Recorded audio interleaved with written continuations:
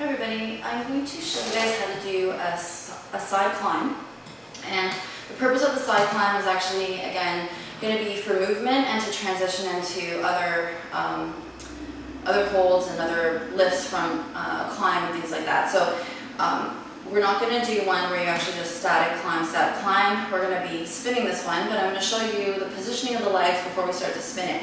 And this side climb actually feels better once you start spinning it because you're actually moving a little bit more naturally around the pole. So I'm going to start with my inside leg hooked high, and my outside hand is going to be up on top, my inside arm stays low. Now what I want to do is pull myself up. I want to bring my outside leg to the back of the pole just like as if I was climbing. So I've got my right knee hooked, my left leg will come up, and I want to push up to straight. You're going to reach back up, bring your legs up together, and push up. Okay, so you always have the grip behind the knee and at the top of your outside foot. Now when you're spinning it, it's going to feel a little more comfortable, and you've got to make sure that instead of coming up to a straight position, you're always going to be pushing your butt back, okay? Because if you allow your hips to come forward, it's not going to feel, you're going to feel like you're losing your grip basically, okay?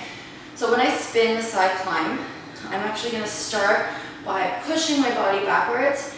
When I lift up, I'm going to lift and push. So I'm going to use my back foot, just like you do in a regular climb, to create tension so that I can release this leg to go up higher, okay? So I start with my inside knee hooked. I'm going to push with my back foot, come up. When I bring my hands up, I push with my back foot to come up again.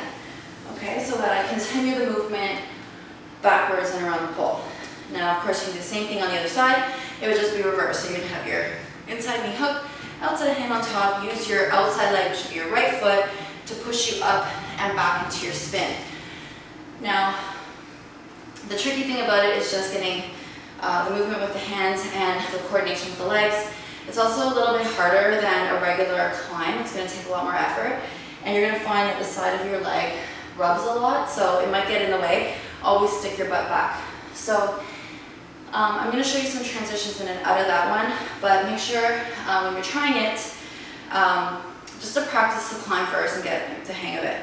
Now to go into this side climb, you can pivot into it almost like you're doing a power reverse hook to get into this position. So if I was going to climb on the side, what I would do is I would end up pivoting, turning, climbing up, turning myself as I go. And you're going to use your hands to spin yourself.